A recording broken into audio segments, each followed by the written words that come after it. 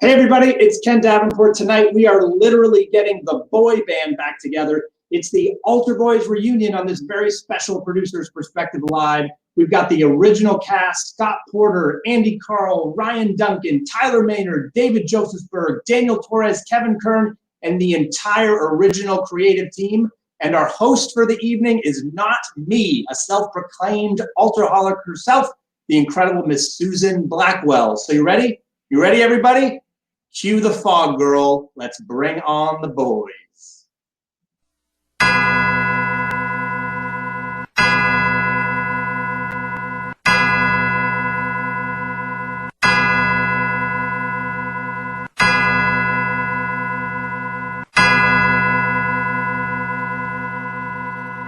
What do y'all say we get this party started? Yeah! We are the Altar Boyz. You know we're coming to your town. We are the Altar Boyz. We're gonna knock the devil down. We are the Altar Boyz. We're going to sing for you today. We are the Altar Boyz. We always kneel when we pray. We are the Altar Boyz. We think that church is super fine. We are the Altar Boyz. We love the wafers and wine. We are the Altar Boyz. And I think you'll find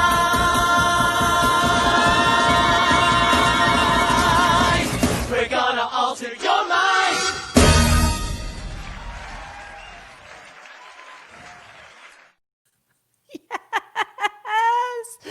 Yes, I say yes to all of it. Hello, my friends, my fellow altarholics. My name is Susan Blackwell. I cannot tell you how happy I am to be with you tonight. I am 100% sober. I'm just giddy to be here with you. Tonight, we are going to raise some money for the Actors Fund, and we're going to celebrate one of my favorite shows of all time, Altar Boyz. Maybe you saw it in 2004 at NYMF. Maybe, like me, you saw it thrice in 2005. Thrice, I say. What do I love about Altar Boyz, you might ask? What's not to love? But I'm actually very curious. What do you love about Altar Boyz? Would you please throw it in the chat? And while I wait for that, I'm going to tell you, seriously, what do I love about Altar Boyz? It makes my booty bounce. That music makes my booty bounce. It makes me laugh. There are moments that still, when I replay them in my mind, they still make me laugh freshly. When Tyler Maynard is all, put it, that still makes me laugh to this day.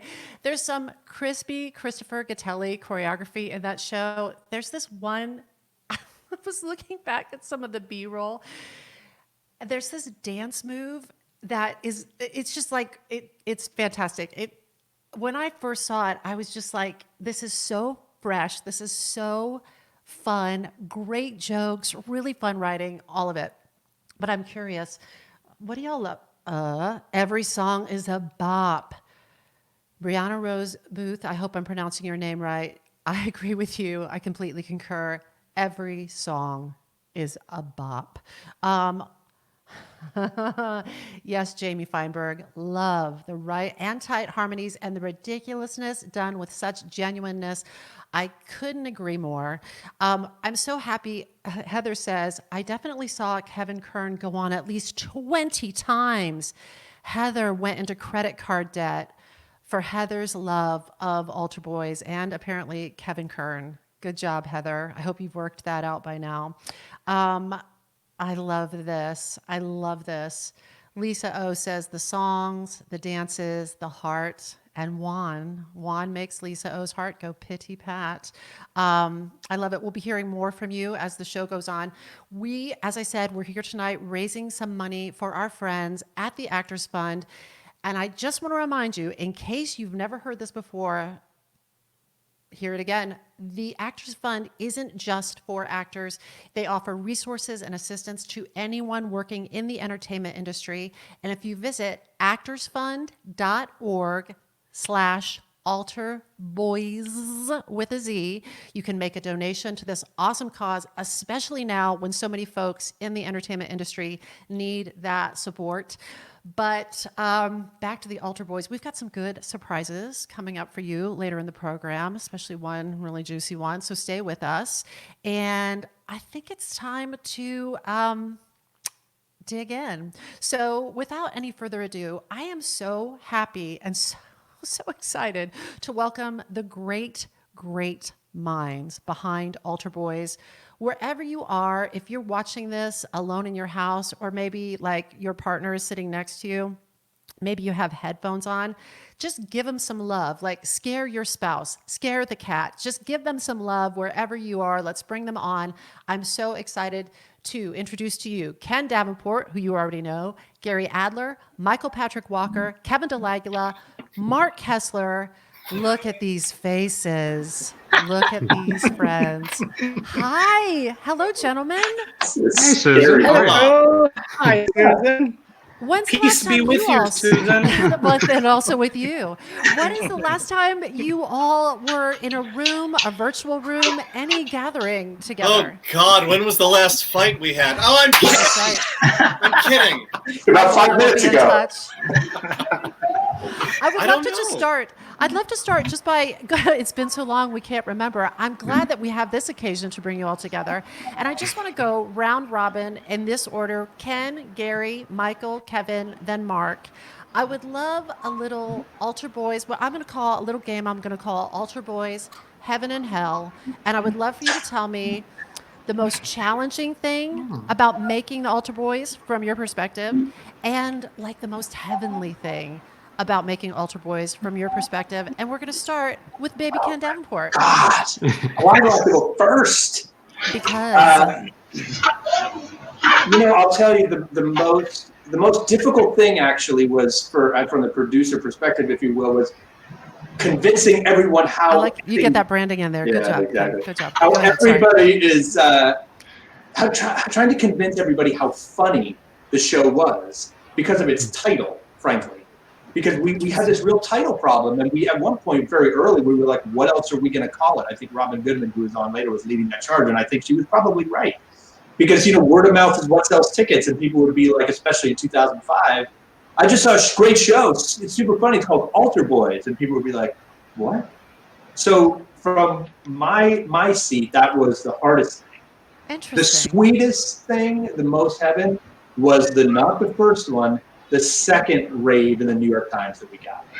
It is so rare for the New York Times to come back to any show, and nowadays it's so rare for them to come to an off-Broadway show, period, that Jason Zinnemann came back and he raved, and they gave him the paper space at that time to say how much he loved the show. And that actual review, because a year later, is what put us over the top and sailed. Do you us remember to a tasty poll quote from one of those reviews? You got just a tasty poll quote right at the tip of your tongue? And with that, I'll pass it over to Gary Adler. Because one thinks of me when one thinks of a tasty pull quote. Exactly. I would say that the trickiest thing about Altar Boyz, from my perspective, was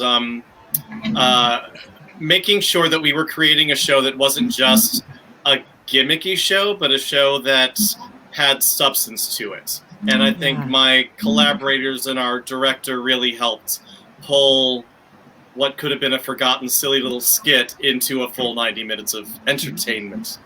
And then my favorite moment was the very first time we ever saw Chris Gattelli's choreography. Oh, Sitting in a that's one tiny of my favorite moments too. That was sitting in a tiny rehearsal studio. The boys had been working for 2 weeks, was it? Solidly, without us seeing really anything they were doing, and then we suddenly see a run through with those steps for the very first time. That was my favorite moment, I think. That is amazing. That must have just been like drinking fizzy lifting drinks and just being like, "Ugh," just amazing. And I was remiss earlier, I should say, would each of you also say what role you played? Like, what was your creative input to the show? So Ken, we know, producer.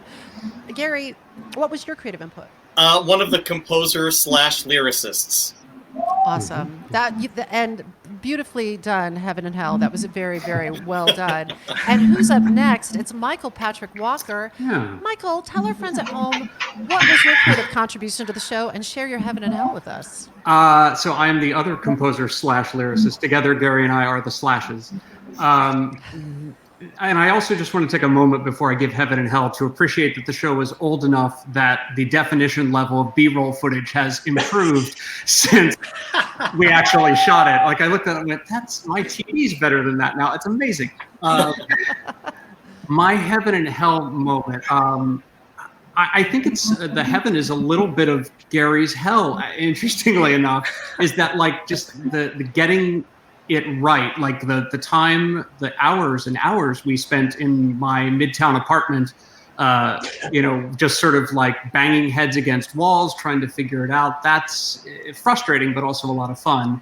And finally getting it was not too bad. My hell is that frickin' squeaky cart, which was also my Heaven moment because I love that moment. That was absolutely Heaven, the squeaky cart with Tyler. But that was a practical effect for the first 2.5 years, I think, that worked super well until the reviewers left, which if you got a ticket, that's when you want to. And then, man, that thing wouldn't squeak for 2 weeks straight. And then it would squeak. It's the little things you remember, really, Susan. That's that damn cart. It is. Isn't that funny that like you'll be rocking on a rocking chair in the old folks' home and you may be half senile, but you'll be like, that damn cart. Why didn't it squeak when my parents were there? It's that thing, yeah. I love that. Kevin Delagula, I'm so happy to see your face. Good to see you as well, Susan. Would you please tell us what your creative contribution was and share your Altar Boyz Heaven and Hell with us? Yes, I was the book writer, the librettist, if you will, of Altar Boyz. Yes. My hell was really what was kind of like foisted upon me, was this job to kind of create an evening of theater out of a boy band concert, which was felt like an impossible task often, because you couldn't have private scenes, you couldn't get a lot of information out there. I think when I came on board the project, everyone was like, don't do it, don't do it. That way lies madness, don't try it, we've tried.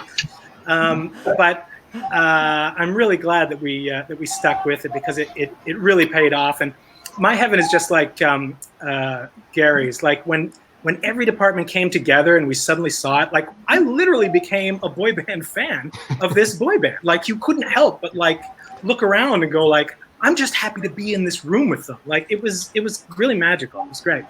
Very exciting. I'm with you, Kevin. I am so with you. I became a legit fan of this band. So I feel you. I feel you deeply.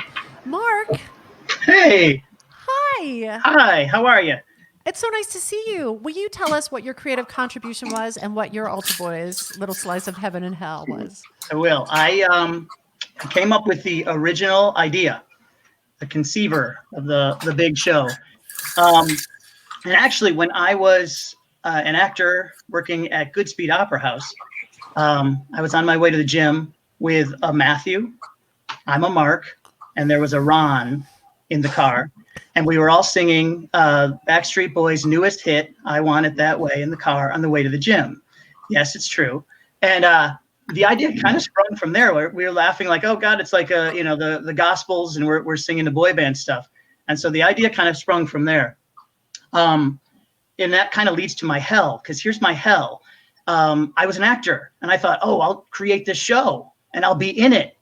Nobody told me it takes 10 years for musicals to actually come together, and I'd have gray hair and I'd be balding by the time the show finally opened on Broadway. So, that would have been a nice heads up possibly. So that was my hell, but it led to my Heaven, which is Ken and I did summer stock at Main State Music Theater ages and ages ago. And I took the idea to him, and he knew how to do stuff and make things happen. So he pulled it all together and got in all these other fantastic collaborators and other producers and put the cast together. So my Heaven really is that something that I started with a really good friend of mine, and it still continues to this day. And I see YouTube footage of some random performance of David Josefsberg spitting on his chin and like trying to get it all, you're like, wow, people really dug in and have loved this show in various ways. So from an idea in a car with some fellow actors to something that continues to live, and I get mailbox money. I don't do anything, and I get money.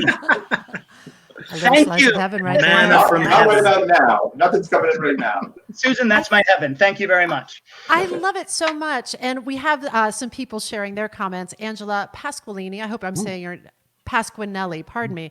I love that the concept for the show came from a real life experience. LOL. But so I think so many of the best ideas do is, but like you said, they don't warn you. It's like, it's such a hoot. It's such a gas when you're in the car on the way back from the gym. And then it's going to take you like a good 7 to 10 years. But you know what? You created so much pleasure. In addition to the pleasure and the challenges that you may have had creating it, you created so much pleasure for other people. And I just want to throw up a comment from my friend Ann Weisslich-Ravenes, who says, I met one of my current best friends, Altar Boy Danny Calvert, because of this show. And I just think it's one example. First of all, hi, Ann. But it's just one example of how a show like this really can bring people together. And so I know tonight we're going to laugh a lot and hopefully, have a good time. But I also just want to say sincerely to you, because I've never had a chance to look at some of you in the virtual eyes and say, I am so thankful that you made this work. And I'm so, I don't know, it's brought me so much joy and it's brought me so much pleasure. And I feel so fortunate that I get a chance to tell you that to your stinking faces. So thank you so much. I really appreciate it. Thank you. Oh my gosh, it's so my pleasure. So I'm curious. So you're in the gym car, you're laughing, you're joking, boy bands, ha ha ha ha ha. And then how does this progress? How does this snowball keep rolling down the hill after that? Me, Ken? How does this band of people come together? Well, that's what I love about what you just said, Susan, is, and the cool thing about, I think, how so many shows come together. Really, Mark came to me and said Matthew, Mark, Luke, and Juan, and I laughed, and I was like, we had been talking about doing shows together, like trying to come up with something. We had done Forever Plaid as actors a few times, and so we were like, we got to come up with something like that. So we, and I really, to be honest, as I said recently, I didn't know what to do next. This was like my first show that I had produced. So I was like, I don't know what to do. So when you don't know what to do, you look to the people around you. And the first person we thought we would, originally the idea was to boy band up the Catholic anthology of music, like to take something from the Missalettes and just funk it up. And I had just done the national tour as a company manager of Jekyll and Hyde with Gary Adler. And I remember Gary Adler making me laugh in tech. In the most stressful, tense time of tech, he played something from The Pit, the theme to what was on the television in all of our hotel rooms, actually. And I laughed. And that, I never forgot that. So when I said, I need someone to do something funny with music, I called Gary. And I will now pass the baton to Gary, and he will tell us the first thing he did for us and then where his divine inspiration came. So, yes, this old story. Yes. This old chestnut. Yeah. So Ken asked me to meet with him and Mark, and we met in the Starbucks on 47th and 8th, which is 47th and 9th, which is one of the few Starbucks that's no longer there. And they asked me to do some arrangements for some Catholic hymns and describe the concept of the show.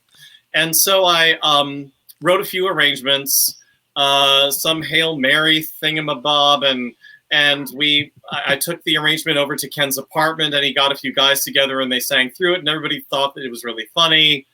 But I thought to myself, it's funny only up to a point.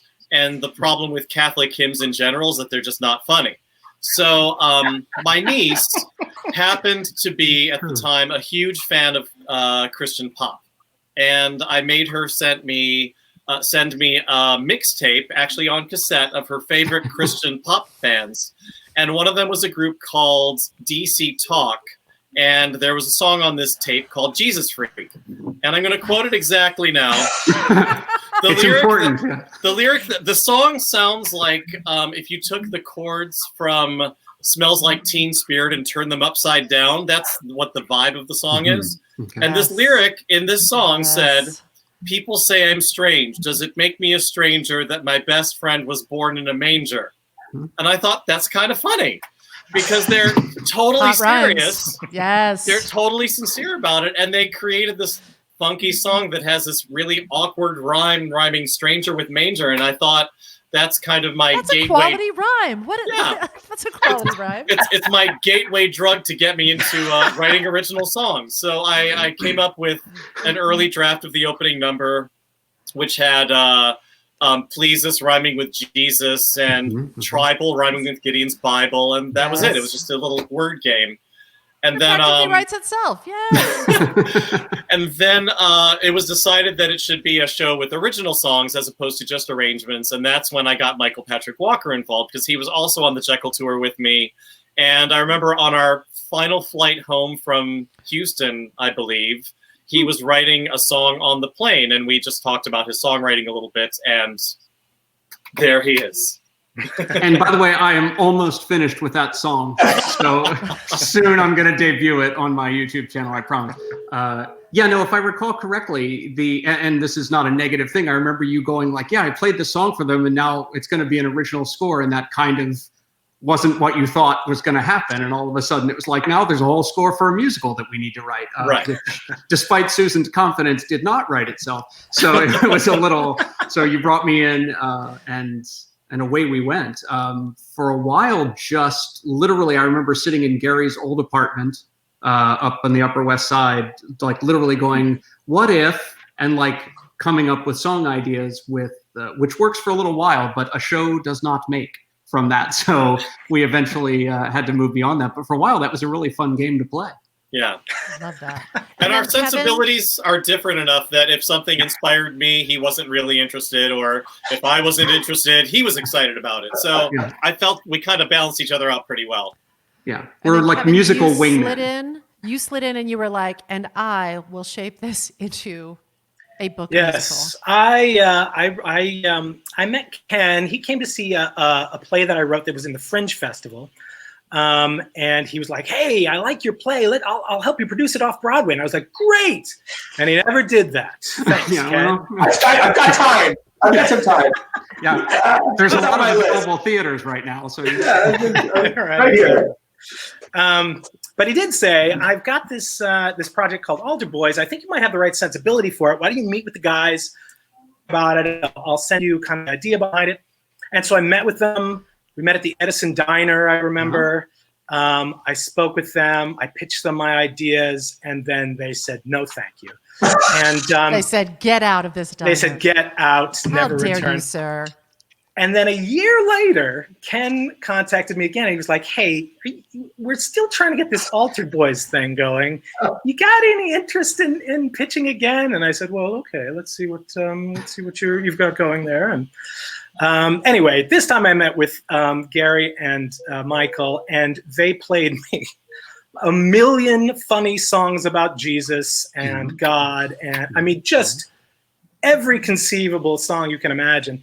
And we just worked to kind of, pick out the gems and just figure out how to make like a story out of this and it had to be done with a very light touch, very character driven. But how do you turn this concert into a show? And so that was really the main thing. Wow. Yeah.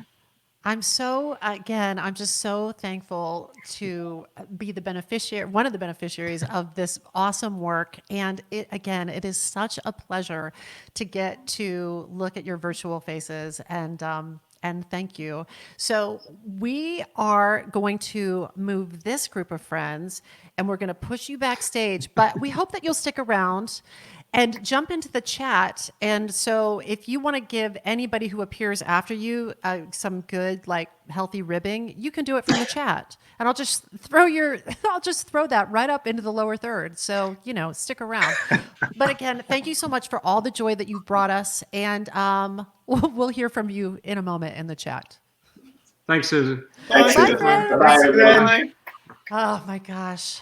I can't even tell you. Remember, tonight, friends, it's not just a celebration of Altar Boyz. It's also a chance to support the Actors Fund. And the Actors Fund serves all professionals in the entertainment industry, not just actors. It's film, it's theater, it's television, it's music, it's opera, it's radio, it's dance, through programs that address the community's unique and essential needs. And some of their services and programs include financial assistance, the Career Center, health insurance, housing, senior care, and you can go to actorsfund.org/altarboys to support their awesomeness. And I want to tell you, we have got an excellent surprise coming up for you later in the program, so I hope you'll stay with us. Before I throw it to this next group, I just want to throw this up on the screen. Mimi Walsh says, what a great ending to a great day. Today is my birthday. Happy birthday, Mimi Walsh. So thankful for the reunion and would like to donate $350 to the Actors Fund. That's what I'm talking about. Happy birthday, Mimi Walsh. Thank you for that donation. And now, I am so happy to introduce more friends who brought Altar Boyz to life. I'm telling you, it takes a village, people. Would you please welcome Robyn Goodman, Stafford Arima, Christopher Gattelli, and Lynn Shankle. Be still my heart. Hello, my friends. I'm so happy to see you. Hi, How's friends. everybody doing? Hello. Everything that I said before, if you were listening in backstage, it goes for you people as well. You have brought so many of us so much joy, so much happiness, so much booty bouncing, so many good laughs. So thank you, thank you, thank you. And some of you, I'm happy to see you. And some of you, I'm happy to meet you. So welcome. Again, in that order, Robyn, then Stafford, then Chris, then Lynn. What's your Altar Boyz heaven and hell? What was the most challenging part about bringing this work to life? And what was the most heavenly part about bringing this work to life? What do you think, Robyn Goodman? Well, I hope you can hear me because I'm upstate New York. Can you hear me? You sound great. I'm upstate New York, and it's You look great too. Oh, good. Okay. Not to objectify you, but you look great. I love it. I would say the most challenging thing was finding Kevin. Of course, everything they said before us was total lies. Okay. I just want to say that. No, I'm kidding. But finding a story, and Stafford will corroborate this, was the hell that we faced. And I remember Stafford and Kevin and the composers, Gary and Michael, were going into a room, and we said, this is your last chance. Kevin's the third book writer, and you cannot add another character. It's just about the boys, and something has to break them up and then bring them back together again. Go! And Stafford said, okay. I thought, God bless him. And so they came back with the story, which was so wonderful.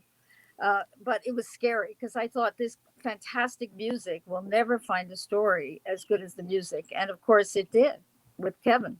He just did a beautiful job. And my heaven was seeing it at the workshop.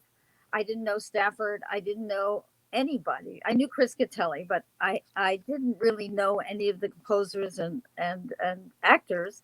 And I fell in love with the music, and that was never changed. I mean, it was just divine. And I learned to understand what makes Stafford as brilliant as he is. So I pass it to you, pal. Awesome. Stafford, Stafford, have we ever met in real life? IRL, as the I don't kids say? think in real life we've ever met. I don't think we have. And I've been waiting for this moment for years to tell you to your face how much I love your work. I'm so happy that I get to say that to you, like before I croak. I'm so thrilled. Big fan. You're very, very kind, Susan. And the same back to you, how much I know everyone on this Zoom admires your artistry and everything that you've contributed to, this great art form that we're all talking about. Heaven and hell. Well, I guess my hell, we'll do the negative first, was, I'm listening to everyone else and I'm trying to think of what was a hellish moment. I think the hellish moment was when we finally got to New World Stages, and it was our first or second preview. And, we started the show, and We did We Are the Altar Boys, moved into Rhythm and Me, and no one was laughing. And we had come out of a great success from the Nymph, and Yes. not thinking it was hubris, but we felt confident going into our process for Off-Broadway. But the audiences were not grasping, weren't getting it. I remember we thought it was the sound, was it the lighting, was it the diction, was it the choreography, was it all of that, was it some of it, you know? And so that was a difficult moment because, you know, when you think you have something that's working and then it doesn't, then, Could you know. you deduce, like, what did you finally arrive at? Could you figure out, because clearly that shifted. Could you ever figure out what that was? We figured it out when I remember one of my old mentors, is no longer with us, Harold Prince. He told me when I was very young that one of the most important things to do at the first 5 minutes of the show was to give permission to the audience, and in this case, to laugh. Yeah. And you know, we just thought, oh, this show is funny. The lyrics are funny. Everything is funny. The choreography is brilliant. It's funny. And people loved it at the Nymph. But we didn't really tell them that for the Off-Broadway production. Thus, the Fog Girl was born. Girl. Yes, the Fog Girl, who was our stage manager, Lori Silipino, was this incredible woman who had, you know, she was a stage manager from hell, but she brought everyone together and made it work. And we incorporated her into the opening with this Fog Girl moment. The audience burst out in laughter, and then the rest is history. So that was a hell moment. And the heaven moment really was, I think, just meeting all of these wonderful people, you know, looking at where we are today. And so much has traversed between that first opening and that we're all still here and we're thriving as human beings and as artists. That's the heaven for me, really. I love that, Stafford. Thank you so much for sharing that. It's so fascinating. And somebody just put in the chat, is this true? Stafford, Robyn was the Fog Girl for our last performance, says Kevin DeLagula. Truth or false? the Fog Girl was our comedy tonight, I think. That's right. It was comedy tonight. It was giving the audience permission to laugh. That's true. I love that quote. Yes, This is the comedy poll quote of tonight. the evening. The Fog Yeah. Girl was our Yeah. comedy tonight. Print that on a t-shirt, everybody. That is good stuff. I love knowing the way Go those for things it. are born. It's so great. Chris Catelli, I'm so happy to see your face. Hi, Miss Blackwell. I love that. Yes, like I'm a school marm. I love it. Altar Boyz Heaven and Hell, Chris Catelli. The hell was trying to trying to come up with a new idea for each number in the creation of it to match the work was so great that it was trying to do the math of how to keep each number like different and Distinct, keep it varied, inventive. keep it Yes. their own individual, and also doing it in a way that the boys could perform it live for nonstop 90 minutes. I mean, Oh my God. they will never stop getting my endless praise. Every boy who has ever done the show, I mean, it's what they I feel do like they is were all, I incredible. remember Tyler Maynard saying, I'm down to my birth weight. Like everybody was just lean and mean doing that show. Yes. They work their booties off. So Yes. that was kind of the hell, because it was, you know, to figure that out. But the heaven was the result, and the like having this family come from that, and you know, getting through all of that together the way we did, and like Stafford said, and that we're all still here, and we all still keep in touch, and it was genuinely a family, and it still is. So that was the heaven for sure. Oh, come on. Lynn Schenkel, I'm so happy to see you. You Hi. too, Susan. Hi. Heaven and Hell, Lynn Schenkel. Heaven and hell. Yeah. I think that they're actually weirdly the same, because I think it is keeping the boys together. Like it was like pulling teeth at times, and I wanted to smack them sometimes, but Ooh. Well, this is getting very real. This reunion is getting very real. Yes. But then they'd be fabulous. And, I mean, look at those 5 original boys. You know what was actually the coolest thing is that with the original boys, so many people asked me after the show if the vocals were pre-recorded. And I said, no, nothing is pre-recorded. And I remember I used to tell them, they used to say when we were rehearsing, I'm seeing stars. I can't. I said, that's when you're doing it right. When you're seeing stars and you're almost passing out, then that's just about enough. It's going to be good. So if you're a young person interested in getting into show business, remember, when you're seeing stars, you're almost doing it right. Yeah, it's almost Wise words, right. Lynn Schenkel. That is amazing. But I guess you're right. That music, those harmonies are so tight. Look, frankly, the music and the dancing have to be so precise. It really is a testament to that off-Broadway cast, just tight and really consistent, really strong. Now, you were all up in their business every night, so I'm sure that you saw all of those like finer distinctions, but I was always so knocked out by the precision of it all and the birth weight of it all. I mean, they were really working their asses off. Friends, you have sparked so much joy in so many of us. We are going to go ahead and move you backstage, but please, if you want, you can throw some shade from the chat, and I will put it on the lower third. But thank you so much for being here and sharing these stories. It's so fun to hear these stories that I've never heard before. So thank you. Thank you so much. Look at those crazy kids. Thank you. So great.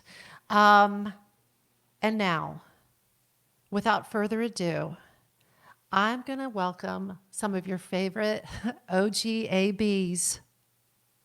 Yes. One at a blessed time. Altar Boyz, when you enter, please state your real name. Please state your, I feel like we should have a timpani rolling here. Please state your Altar Boyz alter ego. And I would like to hear your favorite lyric or dance move or joke from Altar Boyz. Would you please welcome Andy Carl? Andy Carl, please take the ice. Andy Carl! What's up? It's Andy Carl. I played Luke. I gave myself the last name. Here we are. I gave myself the last name Skywalker. Luke Skywalker. And when you wrote your extensive character study? We did. Stafford made us sort of like, sit down and really map it all out. Yes. I don't know. There's so many favorite moments from that show. Mine was just like in the middle of my song, I would say Soul Business. And that was my favorite, like Soul Business while I was standing on my neck. Yeah. Which I would turn to dust now if I tried to do. But this is what youth is about. Yeah. You were sort of like the Wahlberg of the group. I always thought Sure. of it. And I have to say, I think this is the first Andy Carl. I'm having a recovered memory in this moment. This is, I believe, the first thing I ever saw you do. It is some trippy shit. And then I was at an audition at Beth Melsky Casting, and we were just crammed in there like little sardines like you do. And I remember you didn't know me, and I was like, tink, tink, tink on your shoulder, and I was like, hey, you don't know me? My name is Susan, and I'm a big Altar Boyz fan. And you were like, okay, crazy. No, you know what? It's that was really like a little leverage point for a few of us in that show. Jerry Mitchell saw me in Altar Boyz, and that's when he got the idea to put me in Legally Blonde. It was like he got to see, there's a guy who will stand on his head, and I know, still got it. Still got it. You still got it, kid. I'm so happy you're here, and I'm so happy to bring on this next altar boy. Would you please welcome to the stream, David Josefsberg. David, show your face. Show dog. What's up? David Josefsberg, Abraham. He's Jewish. Be very careful. Be very careful. She's confused. I'm not sure what was that. Like a shoehorn that you a shoehorn, a whiffer that to get ready for the. Or let's just start right away. Let's just get into it. Get in. So, did you have an adult drink before this reunion started? No, I don't drink anymore. So this is a whiffer that everyone signed that before the show to get each other going, we would smack each other with because we were young and needed some energy. Are you kidding me? Is that a true story? That's a true story. What was happening backstage at Ye Olde Dodgy Stages? You don't want to know. And David, was there look at you, baby Abraham? Was there a favorite lyric, a favorite dance move, a favorite joke that you still like? You wake up in the middle of the night at 3 a.m. and go, huh? I mean, so many, but can I give you 2 little quick ones? Give me two minis. Every dance move, of course, because that was my favorite part. Did you love it, David? I did love it. Once I learned it, I loved it. I feel you. And he marked it. Shade being thrown at the Altar Boyz Reunion. Oh, come on. You can't touch me. Lynn Schenkel says, yes, the paddle. Yeah, it's a whiffer. It's not called a paddle, Lynn. It looks more like a shoehorn, but you say tomato. Shoehorn. I say the whiffer. There we go, Lily. There we go, Lily. So the music before I Believe, just the when Abraham is sitting there and the music just just right before I Believe. So that's a real soft, beautiful moment. And then also demons will peel your skin off each day. Was also one of my Demons will peel your skin off each day. Yeah. Stitch it on a pillow. You know what? Sell it in the lobby. I love it. I love it. I'm so happy you're here. And now I'm so happy to welcome to this broadcast. Is that what we call it? This reunion? Somebody I've known since we were both literally children. I love him deeply from the bottom of my heart. Would you please welcome Tyler Maynard? Tyler. Mr. Yes. Maynard. Give me the original choreo. Tyler. Trying to remember it. Hi. Hi, boys. Hi, you look beautiful. I miss you, boys. You too. I couldn't get the lighting right. Is this better or worse? No. No. I picked outside, and the Very mosquitoes are driving me crazy. You look great. You're giving us original choreo. Tyler, who did you play? And could you share a moment that still haunts your dreams in the best possible way? The number that was almost at the end of the show, Mark's big number, I would always take a moment off stage to apply the lip gloss and try to dry my drenched hair. And then we figured that wouldn't work. So I put on my cap at that moment and then just sort of getting myself up the energy to just do that moment. And the pressure of getting the cart right, because it was a delicate art of the pressure and they had to leave the cart outside to get rusty. And you had to push it just right and pull it just right to get the sound. And then I got it just right and I would do it all the way down the hallway. It would be like 5 minutes of it and I'd get in trouble every time. Yes. But I had one more squeak. The stage manager has notes for you, Tyler. Reel me in every 6 months. I know that sometimes like we have to be reeled in, but good damn, that was a funny bit. It was good. I'm here for it. I'm all these years later, I'm still here for it. And I'm here for all of you. And I'm also here for our next guest. Come on. Come right on. And would you please welcome Ryan Duncan. Ryan. Hey, demons will peel your skin off each day. I did that with you. I did that with you. I did too. Guys. Oh my God. Ryan, who'd you play? And give us a taste of what haunts your dreams in the best possible Altar Boyz way. Yeah. I'm Ryan Duncan. I played Juan de la Cruz because we made up last names, remember? Yes. At one point. Character studies, everybody. Yes. Why am I throwing it upside down? West Coast gang sign. I don't know. I still have that shirt. I loved Confession Session, where we would take confessions from the audience. Because in the Nymph, it was an improv moment, and there would be several before the show to make something up about. And I think one of the things I ended up in the show about donkey and ass and all that stuff. But I loved doing confession session. Joe Berg's like, oh, I have kids. Oh, confession session. Confess. Confess. I loved also the smear of lip gloss on the stage right backstage wall of the set. That always reminded me of like, oh, we're in this part of the show. That Tyler one night decided I have too much. And it was like, yeah, I would apply and then kiss the wall to just get it, just perfect enough. Right.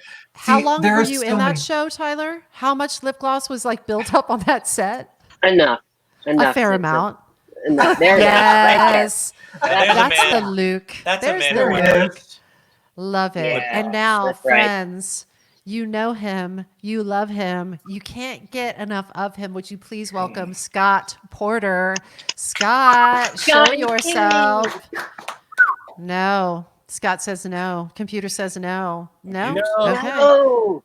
All right. We'll just tell stories about him. Okay. He might have bounced out. Maybe he'll come back. Who knows? We could all just do our best Scott Porter imitation. Or we could welcome to the stream Kevin Kern. Kevin, show yourself. Kevin, See this right here? I mean, like Kevin. What's your heaven? What's your heaven, Kevin? What's up, guys? Kevin, who'd you play? And what's your little slice of Altar Boyz heaven? I mean, I was one of the original swings with Daniel Torres. We both ended up playing, I think, all 5 roles at some point.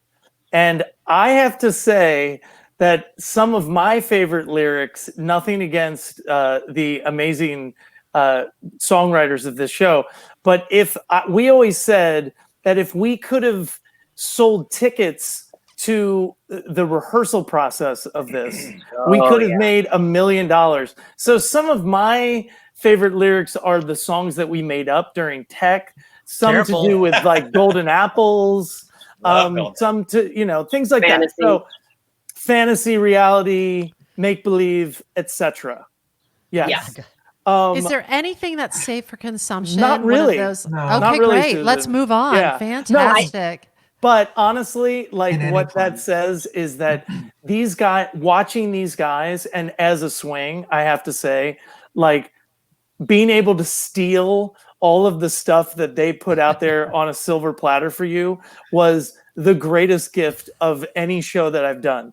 And I always say, again, nothing against all the casts that I had done that I've been a swing on, but like these 5 guys together. You just cherry pick all the best bits. They were so magical. They were so great. And it made it so easy for Daniel and I to just steal everything. I mean, it was the great. That was heaven. And hell. I love that.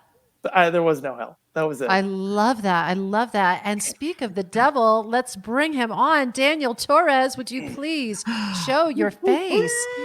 Daniel! Daniel, tell us what you did with the Altar Boyz, and tell us one of the things, a lyric, it could be a joke, it could be a dance move that still is rocking your world.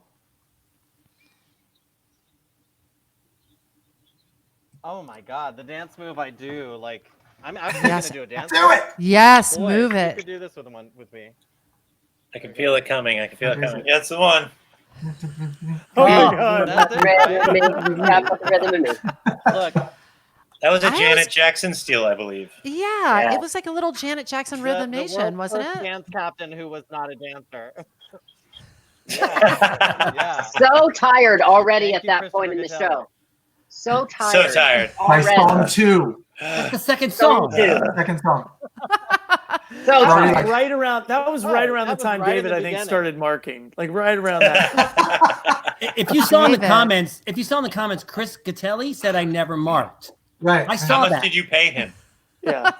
I think I saw the show more times than he did. Wow. I'll see you in a few minutes, Kev. Oh, the whiffer. Yes. He's pulling out the whiffer again.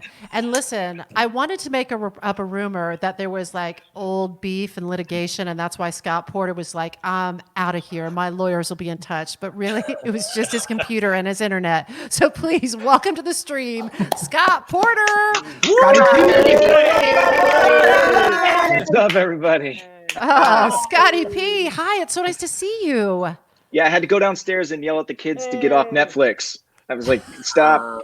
I'm trying to do some work here. Daddy's got They're work. like- Stop watching Super Wings. What are we going to do if we can't watch TV? Hey, listen, Scotty P, what is a lyric or a joke or a dance move that you just can't get out of your head from Altar Boyz all these years later? Oh, man, the dance move was when we would go back onto one hand and we would cross our legs and then cross them the other way and then split them wide open towards the audience. Thrusting. All of the thrusting. About that one. Scott, can you just demo that right now for us? Fantastic. I don't know. Maybe. This is so Let's see. Let's dangerous. see if I can. I was let's see just if I can kidding, do but it. I'm. Let's see if I can do it. We would Yeah. go, and then to the other side. And Something like. I feel like we should be nominated for an Emmy for this reunion just for that, like 5 seconds. I think we I should really start do. a workout regimen based on Altar Boyz. I think Around the arms. um, Okay, let's work those arms, everybody. No. And as far as lines, Yeah. don't ask, because there was a number of times throughout our run. There was one moment in the show, and I cannot remember it, surprise, surprise, where I would drop a line and look back at Andy, and Andy would go, "Lo, lo, lo." And that's it. I would wait for Andy to catch me. I don't know. Andy caught me probably 3 or 4 times. I don't know. I did it over 1,000. Yeah, whatever. Don't ask me to repeat any I lines didn't know now. what I was doing when I came in. These guys were all just professionals. I had come straight from a theme park, and I had never done anything like this. So That's right, Scott. Did Christopher Gattelli find you? I'm pulling this from deep inside my butt, but were you playing like Beetlejuice in a theme park show? yeah, so I I came make up that to up? New York. I was a beatboxer and Oh, please singer, give us like a doing taste. acapella Go no groups, further. Stop. You had me at beatbox. Just a tiny taste.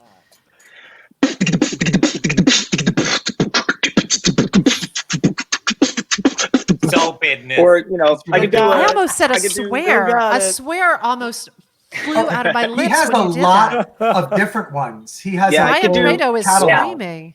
I could do Yes. an electric guitar. I used to do the Star Spangled Banner at like sporting events, but imitating Why are electric you guitar. talking about it? Why aren't you just doing it? Let's talk more rock.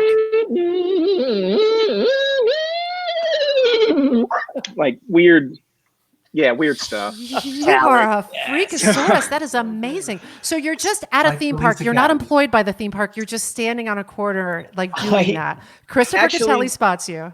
Yeah, I came up actually to New York. We did an off-Broadway show that was a cappella. It was like an a cappella version of, it was like Stomp, but with the human voice instead of using, props and stuff. And we did a run. We won a drama desk and won a Lucille Littell Award. We performed the drama desk between Hugh Jackman and P. Diddy when he was doing Raisin in the Sun. Sure. And That's a hell of a and sandwich we did that right run, there. and then I Yes. went back to Orlando, and I was the Wolfman and Frankenstein and the Beetlejuice's Graveyard Review, and I was singing in the Tarzan Rock show at Animal Kingdom.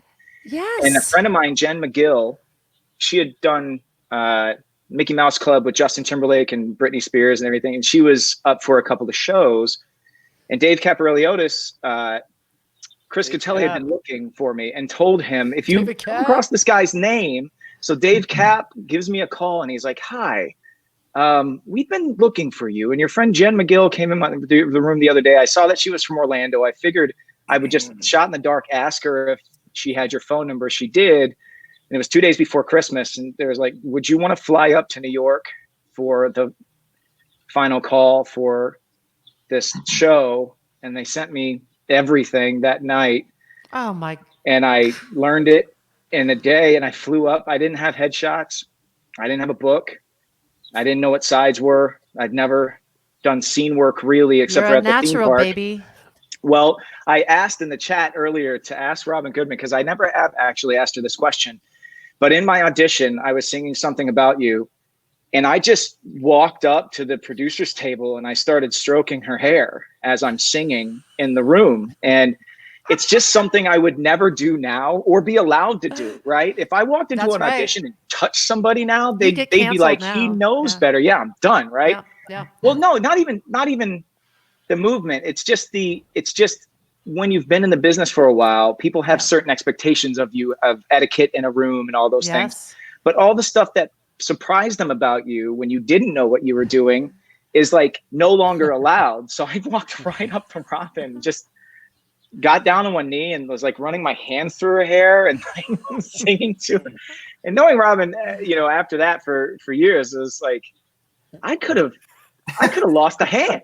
That could have gone really wrong. But so I was just wondering, like, how did it almost blow it for me? Was I like a shoe in and then I almost didn't get it, or was like that the clincher? I don't know. But yeah, Robyn, if you're watching, throw it in the chat. Let us know. let us know. Was that sounds like a real crossroads for you, Scott? Yeah. Somebody said in the chat, Pirate Scott. Kevin, do you remember Pirate Scott? I've got him over here. I'll bring him in a little bit. Kevin, tell us more. Kevin, tell us, who is Pirate Scott? Oh, I don't want to reveal any of these secrets. Listen, what are we Susan, here like we for? said, there's nothing, there's very little that we can talk about here. I have to say, I've never been like the sporting type. Susan, you know this. Yes. But I have gotten the locker room experience with being in the Altar Boyz. It was. Yeah. This leads to a question. Okay. This actually leads to a question that I have, which is, what did backstage at Altar Boyz smell like? Did it smell like a locker room, or did it smell like a really expensive candle, or did it smell like the biggest bottle of CK1, or did it smell like just an endless fart? What did it smell like? Naked boys singing. It smelled like naked boys singing. That's what it smelled like. And they were there before us and after us. Yeah. We didn't have any time backstage to smell it up. Yeah. We never were back there. We just went from the dressing room, did the show, and then sweaty slid back into the dressing room. Were you all on stage pretty much the whole time, except for just like a sip of water here and there? No one could go backstage. It was also I never left. To get to the dressing room. Wasn't it like a hallway? You had to walk all the way down and get. Yeah. You couldn't make it there and come back. The genesis of the Altar Boyz had a moment where most of us run off for a minute to put on something else, I think, but that's it. As the elder statesman of the group, I did get to go and use the restroom once. You did? Because of your prostate. You needed to. You had to. It had to be built into the show. When did you do that? I don't remember, but I did it. Did you really? I did.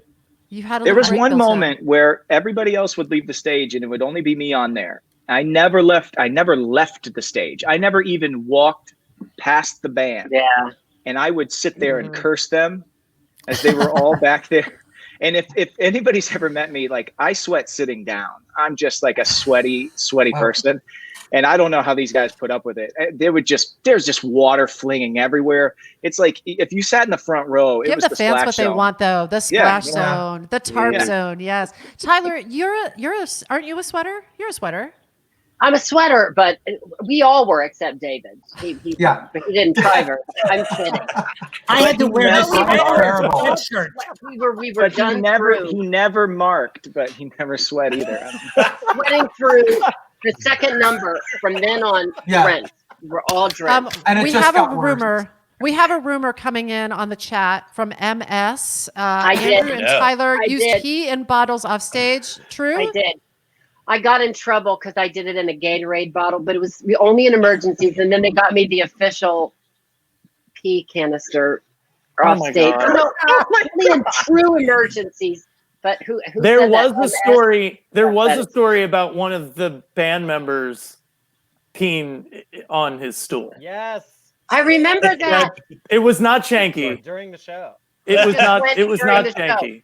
Yeah. During the show, this person, female or male, it was not Shanky though. They never left the stage. They never left the stage either. Yeah. And it was an emergency. And the show must go on. And this person was like, it was tough. This is just gonna have to happen. This is what we always had weird stuff happening, like the fire alarm, and then we all had to leave and go upstairs. Then Sunil, who God rest his soul, who's wonderful our sound technician, was arrested 5 minutes before, and then we had to have a spotlight up, run the sound. At the drama desks, they were like, our song didn't start, and they were like, go. We're like, not again. That happened to us before. Our song didn't start. We're like, no, we're not going to stand out there like whatever. Like it was always something. Just yeah. But the show must go on. We made it work. So who knows? The next time we're going to have an Altar Boyz reunion, what do we need to have recorded for posterity? What stories do we need to know? What do you need to tell us? What do you need to share? What do you need to get off your chest? Old beef? Anyone? Oh, Robyn Goodman is here to weigh in. I was going to say something about Robyn, but then. Robyn, do you have a comment about the story that Scott just told us? Scott, This is gotcha journalism right here. Yeah, I mean, I'm not supposed to say this, but Scott, that got you the part right at the end there. I loved it. Take chances, kids. Take chances. Take chances. Because there's a producer there who gets turned on. That's Even if she's a lesbian, it doesn't. Even if she's a lesbian, kids. Even if she's a lesbian. Even if. And you know I feel like we've all really learned something tonight. Every one of you. Love you, Robyn. Love you, Robyn. Thank you so much. Thank you. We learned Scott is a lesbian. And we learned that Scott is a lesbian. I like that that's recorded for posterity. What else? What do we need to know about this pack of jokers? I hear that you all have been rocking a healthy text chain for the past few days, maybe in preparation for this. Any good reminiscences come up on that? What do we got? Oh, man. Boys? I mean, there's a plenty, but I don't think any that's printable. I feel like all of this, I feel like there's just like a very tight code of silence around the shenanigans. I'll tell you honestly, it is. It's like, look, these are brothers. And it's like, it's funny because, you say that about casts, like, oh, we're a family and stuff. But like, I mean, these guys sweat all over each other for 90 minutes every day. And you really did have to have each other's backs, and it was more than just Scott. And believe me, when I would go on, and I won't speak for Daniel, but like I was always looking back, like, am I in the right spot? Like, is this the right part of the show? So it's like, and the same way with brothers, because if we've got a bunch of siblings, is that it's like the best, like they're the guys that tell you they'll call you on your stuff, like immediately. So it's great to have that, but it's like we love each other, and it's so much fun to see each other on the text thread again, because we just pick up where we left off. I love that. And now I'm going to ask you, and I'm going to take a spin around the StreamYard, but I'm going to ask each of you to share the time that you either laughed the hardest, if it's a story that you can tell, or the memory that you cherish the most from your time doing the show. And I'm going to start with Andy Carl. Andy, you got something for me? The time you laughed the hardest, or a memory that you cherish? I laughed hard. I laughed hard so many times, and it wasn't even really like, I can't even remember what it was. I just remember the camaraderie that we had. And just piggybacking off of what Kevin was saying, was like, there's very few times in, I guess, any project, but especially theater, and I've done plenty of shows, and there's very few times where you have a group of people that you feel like you would give your kidney for. You honestly loved being there and loved playing around with everybody. But yeah, I think that overall, because it was such like nightmarish experience, but so gratifying, the whiffer, anytime that you were pelted by the whiffer is a memorable experience. And we took it on the skin as hard as one could possibly. Like a frat house. Holy moly. No, hold on. So you need to understand that this show is the most physically daunting thing. Yeah. I played football in high school and college. I did 5 show days in an outdoor theater in Florida in a Wolfman costume. And it was like in 100-degree heat, 99% humidity, and nothing matched how drained we were. And we were all way younger than we are now. And we would do that off-Broadway schedule where we were off Wednesdays. And we would do 6-show weekends. So we would do Friday night, 2 show Saturdays, 2 show Sunday, a Monday show, and then we'd have to push through to Tuesday. So the whiffer starts coming out around Monday night, especially is out on Tuesday night. It's just to get your adrenaline going. Yeah. It's just to have you stop, like, because we were, you know, we would start complaining and go, how fortunate are we to be in this brilliant show with this amazing brotherhood? Like, there was never a spat. I don't remember a single time that anybody went at anybody in our cast. I don't know how or why we were together that long, but I feel like we felt at first like it was us against the world. And we knew that we had something special and we were just fighting for that. And then, you know, I don't think any of us knew that this thing would go for 5 years and all of those shows. Well, I don't know. I'm not going to speak for everybody else, but it was my first time. And I was like, this is special, but I don't know what flies up here. I don't know what's going to happen. And I think we just, I'm practically making out with the producers in the audition. I don't know. I'm just a simple guy. Some of us were 35 years old and had a 1-week-old child. And so we had to beat each other with it just to get our energy up. David, is that true? Oh, yeah. Well, Kevin's daughter was born. I had my third little baby then. He had his third, and I had mine, literally, I think mine was a 1-week-old when we first started rehearsals. Amazing. Yeah. Now, can I ask one question of the boys? I believe it was me who started this, but is that true? Because I'm also 50 now, so I don't remember. Did I start the whiffer, or who started the whiffer? I recall that it was you. Answer the question. It was you, and it was the end. It was when someone was like having a final show. That's when it was really celebratory, and everybody would get a whack on the bare butt, and you get it hard. And the goal was to draw blood. That was the goal. Draw blood. Leave a mark. There are pictures somewhere. We had the lesser Whistler. We would keep twinkers down there. And you could just hit with the Whistler instead of the whiffer. And Scott brought in plastic nunchucks once. Yeah. No. You brought those in. We were hit. I never got hit except for my last show. I think I was under the radar till I left and Scott hit me the last night. Otherwise, I would just kind of laugh and pretend I did. I think we've gone off the rails from Susan. That's okay. This is what I want. I want barely organized chaos. This is exactly what I want. My favorite story was when, listen, you don't usually have kids in an audience, and Kevin went on, and his youngest, Gus, at the time, was in the crowd, and he would just guffaw anytime his daddy did anything. And it was like the greatest show, because was it a matinee? It was a matinee, right? Sunday matinee, Kev? The first time I went on though was for you. Netflix. So it was when you went on for a different role, but yeah. But I'm sure, yeah. And Gus, it was by like the way, a Sunday matinee, and those crowds are usually so quiet. And as soon as Kevin said his first words, Gus just guffawed, and and it was like Stafford was saying earlier, it was like the whole crowd was like, "Oh, I guess we're in this too. Let's go!" And it was like the greatest matinee we ever had. Like as far as matinee sophomore in college now, by the way. Amazing. He's in college. Sophomore in college. I know. I saw that picture you posted. Was one of you more prone to breaking on stage? And the flip of the coin is, were there members of this cast who were really good at making people laugh? Or were you just professional 24/7? This is first rate work.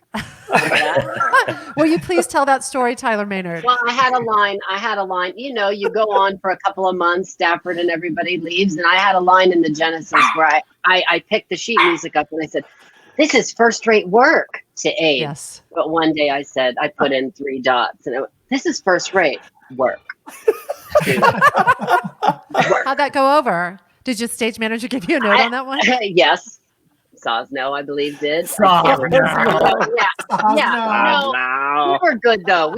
There was an allowance for some in that show. And and the more we did that to each other, but to a certain extent. But yeah, we all broke and we all made each other break. I don't know if it was intentional. Wasn't it, Whiffer? Okay, Maybe. this is a good question that came in from Heidi. Any horror stories about bringing a stranger on stage for something about you? Wait, I have a story about that because then I told Joe Berg this today. My first time ever on was for Scott.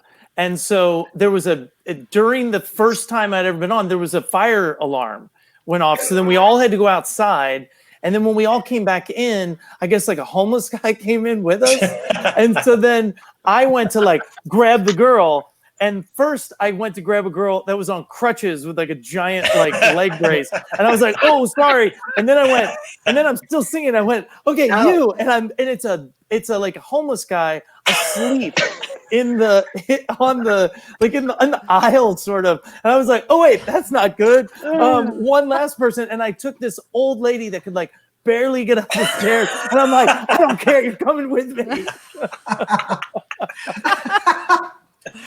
Off Broadway. First of all, I question the security at the Oldie Dodger stages. That's questionable that there's a homeless person sleeping in the theater.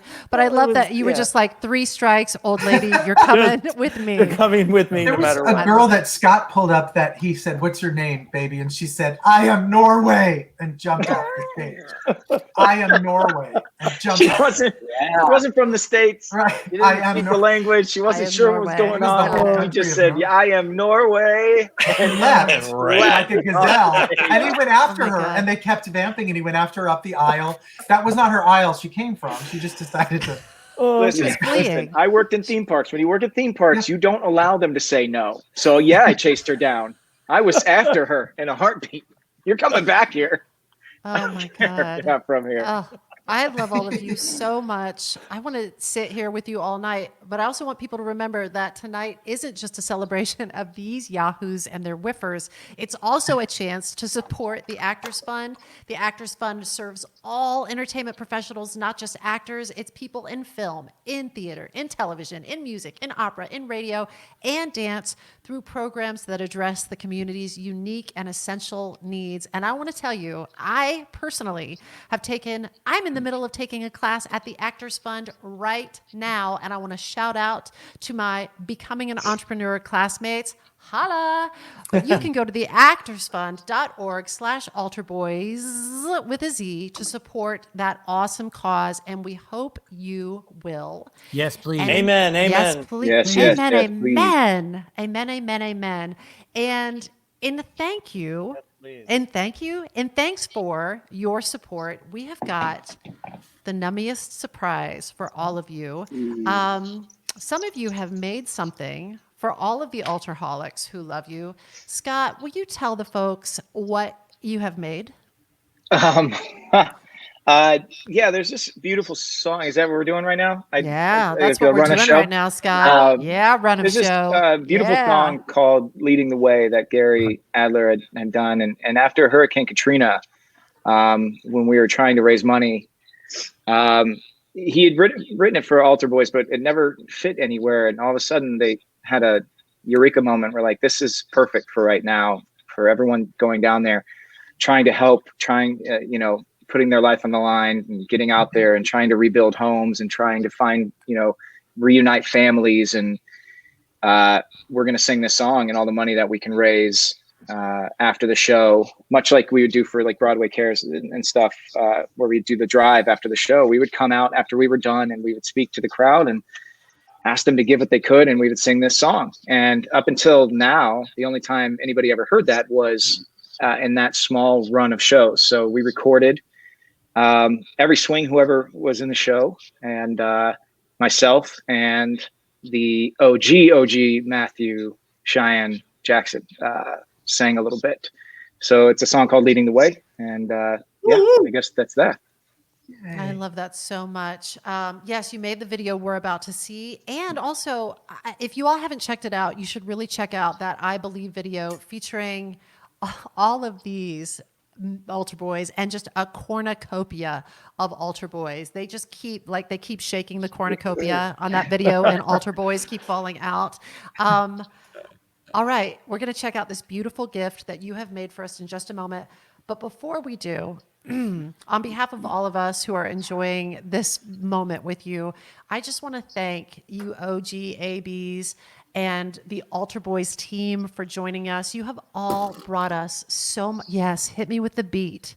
Hit me with that sweet beat while I talk you out. You have all brought us so much weird ass joy. And we're so grateful for all of it. And we want to thank the Actors Fund. You have led the way even in the darkest hour of the day. And now, it is my, please never stop, never, ever, ever stop. It is my insane pleasure to present the world this premiere of the video, Leading the Way. And thank you. Thank you to the Actors Fund, and thank you to all of you for donating. Visit altarboyzreunion.com to watch the full video. Watch, enjoy. Thank you so much, Altar Boyz. Is this it? Do we talk to you after this, or are we saying goodnight? Yeah, just a second. We're gonna say goodnight. We're gonna say goodnight. I wanted to, on behalf of all of us, there's a lot of Altarholics in the chat right now. There's a lot of people who showed up tonight. So many years after we did this show, I want you to know like how much of an impact you had on all of our lives. I still have the Build-A-Bear Matthew that was given to me my last show. I keep all of those memories and keep all of you so near and dear to my heart. So it wasn't only a brotherhood amongst the cast, but it was a real family with everybody that came and made Altar Boyz a success. The creative team and the actors on stage did part of it, but they did it the rest of it. They pulled us the rest of the way, all the way through 5 years. So thank you all so much.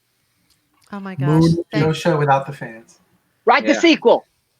Write the sequel. Ultimate. So I can Altar work. Boyz. Elder Boyz. Altar Boyz grown up. Thank you so much, all of you. I love you so much. You have made my pandemic. This is it. It's great. Title of Joe. Thank you. Thank you. Love Good you. night, everybody. Thank you. I love you. We are the Altar Boyz. You know we're coming to your town. We are the Altar Boyz. We're gonna knock the devil down. We are the Altar Boyz. We're going to sing for you today. We are the Altar Boyz.